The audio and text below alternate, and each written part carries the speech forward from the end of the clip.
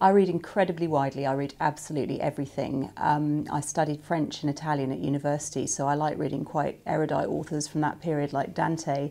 But equally, I absolutely adore chick lit, obviously. My favourite author is probably Marian Keyes. I think she's a genius. I think it's mad to be snobby about what you read.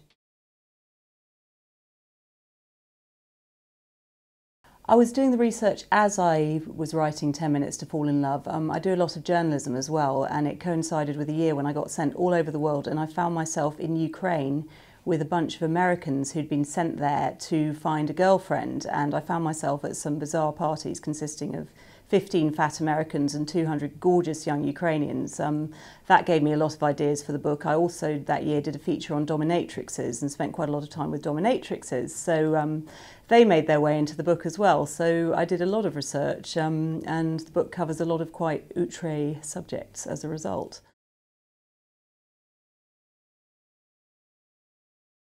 In my earlier books especially, the characters are almost 100% based on people I know or a mix of people I know. The funny thing is people never recognise themselves. There are some people in my early books who are to me, so obviously a cousin or a friend, and yet that person's read the book and not noticed. And then other times, people have accused me quite angrily of being a character in my books when they're not in it at all. So I now don't care about basing it on real life or not, because I've realised people just can't ever see themselves in fiction.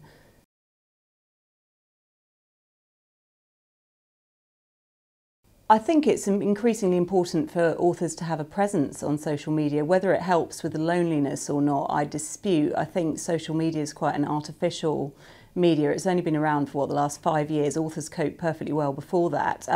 What I do think is really important as an author is to have a proper network of real live friends and contacts, and to make sure you see somebody who's not in your immediate family every day, to go out for lunch with a friend, to be a member of societies, something like that, because otherwise, apart from anything else, you have nothing to write about. Well, my favourite tip for aspiring writers isn't actually mine, but it's from an American author called Nora Roberts, who I believe has sold something like 1 billion books, and her advice is very simple and it's the best. It's ass on seat. You have to sit down and you have to write every day, and that's all it takes to get there.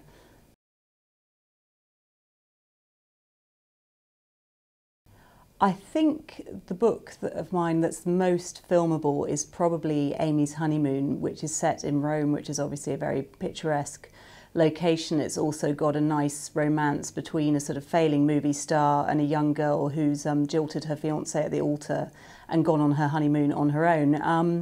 And funnily enough, dream casting, I've got a bizarre one there. I'd quite like Miranda Hart to play Amy. She's not sort of conventionally movie star, but she's my absolute heroine. She's funny, she's adorable, and she's a real woman, and I think people would really relate to that. So that's Miranda is what I would like.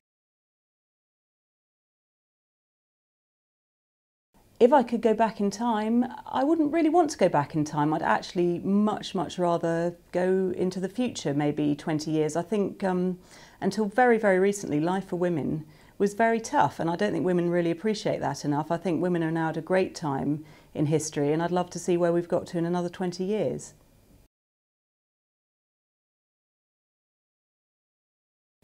Yes, I'm always writing the next book, and the book I'm writing at the moment hasn't got a title yet, but it's about friendship. It's about the friends that we have and the friends that we lose. It's the sort of idea that in life you have a best friend at a certain time, they stay your best friend for a certain period, and then quite often that friendship drifts away. It's not meant to. We romanticise friendship and we think it's there forever, but if you analyse your best friends over the years, they change pretty regularly, or they do in my case anyway. Maybe that says something about me. But it's tracing a woman's life through the history of her and her 4 best friends and why they came and went, and it's been a really interesting one to write.